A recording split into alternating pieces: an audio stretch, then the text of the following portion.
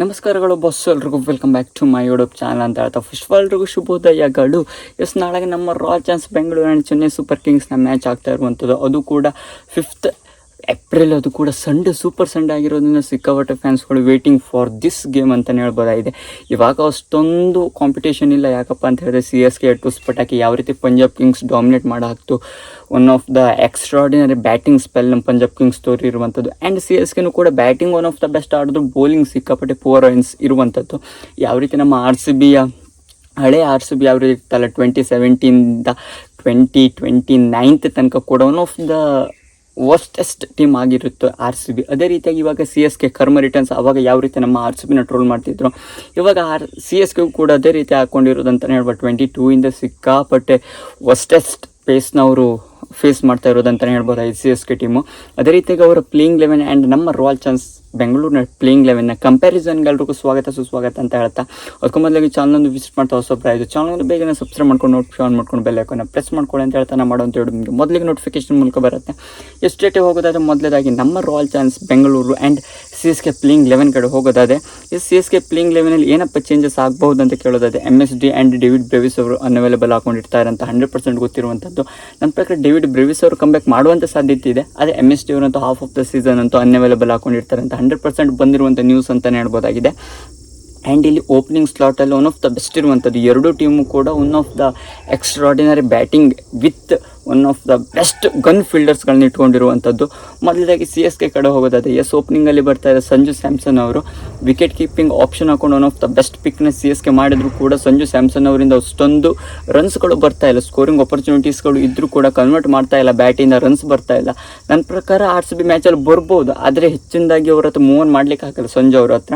And ಹೊಡಿರುವಂಥ runs ಅಂತೂ 100% ಹೊಡಿತಾರೆ ಅವರು. ಒನ್ ಆಫ್ ದ ಬೆಸ್ಟ್ ಆಟ ಆಡ್ತಾರೆ, ನಂಬಲಿಕ್ಕೆ ಬರಲ್ಲ. ಬೇಗನೆ ಔಟ್ ಆದರೂ ಔಟ್ ಆಗ್ಬೋದು, ಯಾವ ರೀತಿ ಕ್ಲಿಕ್ ಆಗ್ತಾರೆ ಅದ್ರ ಮೇಲೆ ನಿಂತ್ಕೊಂಡಿರೋದು. ಆ್ಯಂಡ್ ಗಾಯಕ್ವಾಡ್ ಅವರು ಕೂಡ ಅದೇ ಪೇಸಲ್ಲಿರುವಂಥದ್ದು.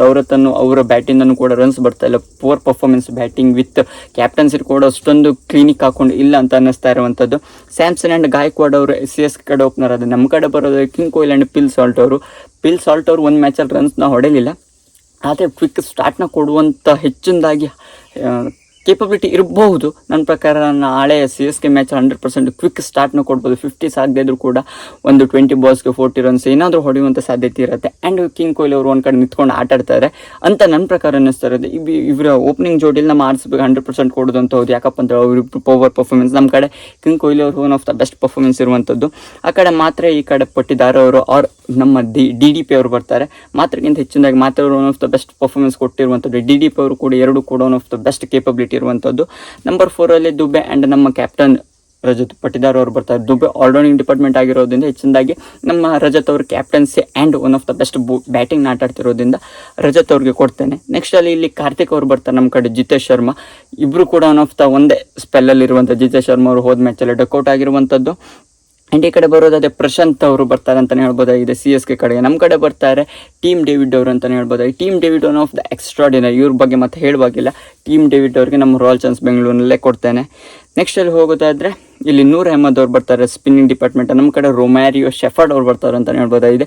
ಇಲ್ಲೂ ಕೂಡ ರೊಮ್ಯಾರಿಯೋ ಶೆಫರ್ಡ್ ಅವರು ಒಬ್ಬರಿದ್ದು ಸಾಕು, CSK ಒನ್ ಆಫ್ ದ ಕೆಳಗಡೆ ತೆಗೆಸ್ಬಿಡ್ತಾರೆ. ಆ ರೀತಿ one of the best ಆಲ್ರೌಂಡಿಂಗ್ department ಇರುವಂಥ ರೊಮ್ಯಾರಿಯೋ ಶೆಫರ್ಡ್ ಅವರು.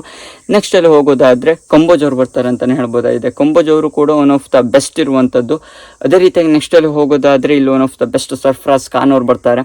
Sarfaraz versus Krunal Pande, one of the best. Sarfaraz ಅವರು ಕೂಡ one of the best hitting ability, ಆದರೆ ಒಂದೇ ಡಿಪಾರ್ಟ್ಮೆಂಟ್ ಅವ್ರದ್ದು one of the best bowling ಒಂದೇ ಹಾಕ್ತಾರೆ. ಆ್ಯಂಡ್ ಇಲ್ಲಿ ಕೃಣಾಲ್ ಪಾಂಡೆ ಅವರು ಆಲ್ರೌಂಡರ್ ಆಗಿರೋದ್ರಿಂದ ಬೌಲಿಂಗ್ ವಿತ್ ಬ್ಯಾಟಿಂಗ್ ಎರಡಲ್ಲೂ ಕೇಪಬಿಲಿಟಿ ಇರೋದ್ರಿಂದ ನನ್ನ ಪ್ರಕಾರ ಇಲ್ಲೂ ಕೂಡ ಕೃಣಾಲ್ ಪಾಂಡೆ ಅವ್ರಿಗೂ ಕೊಡ್ತೇನೆ. ಫಸ್ಟ್ ಪ್ರಿಫರೆನ್ಸ್ ಏನಪ್ಪ ಅಂತ ಸರ್ಫರಾಜ್ ಅವ್ರ ಬ್ಯಾಟಿಂಗಲ್ಲಿ ಒನ್ ಆಫ್ ದ ಬೆಸ್ಟ್ ಇರುವಂಥದ್ದು. ಇಲ್ಲಿ ಕೃಣಾಲ್ ಎರಡು ಆಪ್ಷನ್ ಇರೋದ್ರಿಂದ one of the best Krunal ಅವ್ರಿಗೆ ಕೊಡ್ತೇನೆ, ಹೆಚ್ಚಿನದಾಗ ಓಪನ್ ಆಗಿರೋದ್ರಿಂದ. ಇಲ್ಲಿ ಕಂಬೋಜ್ ಅವ್ರ ಕಡೆ ಹೋಗೋದಾದ್ರೆ ಕಂಬೋಜ್ ಅವರು ಒನ್ ಆಫ್ ದ ಬೆಸ್ಟ್ ಆಟ ಆಡ್ತಾರೆ ಅಂತಲೇ ಹೇಳ್ಬೋದಾಗಿದೆ. ಕಂಬೋಜ್ ವರ್ಸಸ್ ಇಲ್ಲಿ ಸುಯಶ್ ಶರ್ಮಾ ಅಂತಲೇ ಹೇಳ್ಬೋದು, ಅಥವಾ ಭುವನೇಶ್ವರ್ ಕುಮಾರ್, ಯಾರನ್ನೇ ಇಟ್ಕೊಂಡ್ರು ಕೂಡ ಒನ್ ಆಫ್ ದ ಎಕ್ಸ್ಪೀರಿಯನ್ಸ್ ಕೊಡೋದು ಭುವಿ ಅವರು ಒನ್ ಆಫ್ ದ ಬೆಸ್ಟ್ ಬರ್ತಾರೆ ಅಂತಲೇ ಹೇಳ್ಬೋದಾಗಿದೆ. ನೆಕ್ಸ್ಟಲ್ಲಿ ಹೆನ್ರಿ ಆ್ಯಂಡ್ ಖಲೀಲ್ ಅಹಮದ್ ಅವರು CSK ಪ್ಲೇಯಿಂಗ್ 11ನಲ್ಲಿ ಇಡ್ತಾರೆ. ನಮ್ಮ ಕಡೆ ಹೋಗೋದಾದರೆ ಇಲ್ಲಿ ಡುಫಿ ಅವರು ಜಾಶ್ ಹ್ಯಾಸಲ್ವುಡ್ ಅವರು ಬರುವಂಥ ಸಾಧ್ಯತೆ ಇದೆ ಅಂತಲೇ ಹೇಳ್ಬೋದಾಗಿದೆ, ಒನ್ ಆಫ್ ದ ಬೆಸ್ಟ್. ಅದೇ ರೀತಿಯಾಗಿ ಇಲ್ಲಿ ಹೆಚ್ಚಿನದಾಗಿ ಅಭಿನಂದನ್ ಸಿಂಗ್ಗಿಂತ ಮಂಗೇಶ್ ಯಾದವ್ ಅವ್ರಿಗೆ ಒಂದು ಚಾನ್ಸಸ್ನ ಕ್ರಿಯೇಟ್ ಮಾಡ್ತೇನೆ. ಮಂಗೇಶ್ ಯಾದವ್ ಅವರು ಯಾವ ರೀತಿ ಹಾಕ್ತಾರೆ ಅನ್ನುವಂಥದ್ದು ನಮ್ಗೆ ಗೊತ್ತಾಗಬೇಕಲ್ಲ, ಅದಕ್ಕಾಗಿ ನಾನು ಹೆಚ್ಚಿನದಾಗಿ ಮಂಗೇಶ್ ಯಾದವ್ ಅವ್ರಿಗೆ ಒಂದು ಆಪರ್ಚುನಿಟಿನ ಕ್ರಿಯೇಟ್ ಮಾಡ್ತೇನೆ. ಅಭಿನಂದನ್ ರಘುನಂದನ್ ಸಿಂಗ್ ಯಾವ ರೀತಿ ಬೌಲಿಂಗ್ ಹಾಕ್ತಾರೋ ಅನ್ನುವಂಥದ್ದು ಗೊತ್ತಿರುವಂಥದ್ದು. ಆ್ಯಂಡ್ ಇದು ಚಿನ್ನಸ್ವಾಮಿಲಿ ಯಾರು ಒನ್ ಆಫ್ ದ ಬೆಸ್ಟ್ ಸ್ಪೆಲ್ನ ಹಾಕ್ತಾರೋ ಅವರು ಯಾವುದೇ ಟೀಮಲ್ಲಾದರೂ ಅಥವಾ ಯಾವುದೇ ಒಂದು ಸ್ಟೇಡಿಯಮಲ್ಲಾದರೂ ಒನ್ ಆಫ್ ದ ಬೆಸ್ಟ್ ಸ್ಪೆಲ್ನ ಹಾಕುವಂಥ ಕೇಪಬಿಲಿಟಿ ಇರುತ್ತೆ ಅಂತಲೇ ಹೇಳ್ಬೋದಾಗಿದೆ. ಅದಕ್ಕಾಗಿ ನಾನು ಇಲ್ಲಿ ಒಂದು 100% ಮಂಗೇಶ್ ಯಾದವ್ ಅವ್ರಿಗೆ ಒಂದು ಚಾನ್ಸಸ್ನ ಕ್ರಿಯೇಟ್ ಮಾಡ್ತೇನೆ. ಅದು ಒಂದು ಚೇಂಜಸ್ ಆಗ್ಬೋದು ನಮ್ಮ ರಾಯಲ್ ಚಾಲೆಂಜರ್ಸ್ ಬೆಂಗಳೂರಿನಲ್ಲಿ. ಅದೇ ರೀತಿ ಸೀದಾ ಹೇಳೋದಾದರೆ king Kohli and Phil Salt ಅವರು ಓಪನಿಂಗ್ ಮಾಡ್ತಾರೆ. ನಂಬರ್ 3 DDP ದೇವದತ್ ಪಡಿಕಲ್ ಅವರು, ನಂಬರ್ 4 ರಜತ್ ಪಟಿದಾರ್ ಅವರು ಕ್ಯಾಪ್ಟನ್ ಹಾಕೊಂಡು, number 5 Jitesh Sharma, number 6 Tim David, number 7 Romario Shepherd, number 8 Krunal Pandya ಅವರು ಬರ್ತಾರೆ. Number 9 Suyash Sharma, number 10 Bhuvneshwar Kumar, number 11 easy account ನಾನು ಹೇಳ್ಬೋದು ಜಾಶ್ ಆರ್ ಡುಫಿ ಅವರು ಬರ್ತಾರೆ. And impact player account Mangesh Yadav ಅವ್ರನ್ನ ಇಟ್ಕೊಳ್ತೇನೆ ಅಂತಲೇ ಹೇಳ್ಬೋದು, ಅಥವಾ ವೆಂಕಟೇಶ್ ಅಯ್ಯರ್ ಅವರು ಬ್ಯಾಟಿಂಗ್ ಆಪ್ಷನ್ ಹಾಕೊಂಡು. ನನ್ನ ಪ್ರಕಾರ ಮಂಗೇಶ್ ಯಾದವ್ ಅವರು ಹೆಚ್ಚಿನ ಕಡೆ ಹೋಗ್ತಾರೆ ನಮ್ಮ RCB ಪರವಾಗಿ ನೋಡ್ತಾರೆ ಮಟ್ಟಿಗೆ. CSK ಒಂದೇನಪ್ಪ ಅಂತ ಹೇಳಿ ನನ್ನ ಪ್ರಕಾರ ಡೇವಿಡ್ ಬ್ರೆವಿಸ್ ಅವ್ರು ಒಂದು ಆ್ಯಡ್ ಆಗುವಂಥ ಸಾಧ್ಯತೆ ಇರುತ್ತೆ. MSD ಅವರು ಇಲ್ಲ ಅಂತೇಳಿ ಸಿಕ್ಕಾಪಟ್ಟೆ ಡೌನ್ಫಾಲ್ ಆಗಿರುವಂಥದ್ದು, ಸಿನಿಯಾರಿಟಿ ಇಲ್ಲದೆ ಇರೋದಕ್ಕಾಗಿ CSK ಸಿಕ್ಕಾಪಟ್ಟೆ ಡೌನ್ ಆಗಿರುವಂಥ ಎಕ್ಸ್ಪೀರಿಯನ್ಸ್ MSD ಅವ್ರು ಬರ್ತಾಯಿದ್ರು.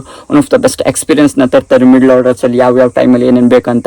ಅದರಲ್ಲಿ ಮೇನಾಕೊಂಡು ಡೇವಿಡ್ ಬ್ರೆವಿಸ್ ಅವರು ಅನ್ಅವೈಲಬಲ್ ಆಗಿ ಇಲ್ಲದೆ ಇರೋದ್ರಿಂದ ಸಿಕ್ಕಾಪಟ್ಟೆ ಡೌನ್ಫಾಲ್ ಆಗಿರುವಂಥ CSK. ಡೇವಿಡ್ ಬ್ರೆವಿಸ್ ಅವರು ಏನಾದರೂ ಆ್ಯಡ್ ಆದರೆ ಒನ್ ಆಫ್ ದ ಬೆಸ್ಟ್ ಆಗುತ್ತೆ ಅಂತ ನನ್ನ ಪ್ರಕಾರ ಅನ್ನಿಸ್ತಾರೆ CSK ಟೀಮು.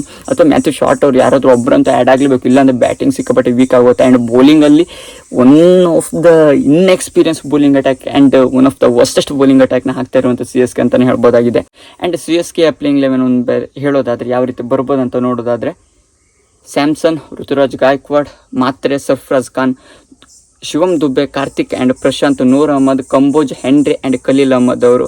ಇಲ್ಲಿ ನನ್ನ ಪ್ರಕಾರ ಶಾರ್ಟ್ ಅವ್ರು ಹೆಚ್ಚಿನದಾಗಿ ಬರುವಂಥ ಸಾಧ್ಯತೆ ಇದೆ ಇಂಪ್ಯಾಕ್ಟ್ ಪ್ಲೇಯರ್ ಹಾಕೊಂಡು ಅಂತ ನನ್ನ ಪ್ರಕಾರ ಅನ್ನಿಸ್ತಾ ಇರೋದು.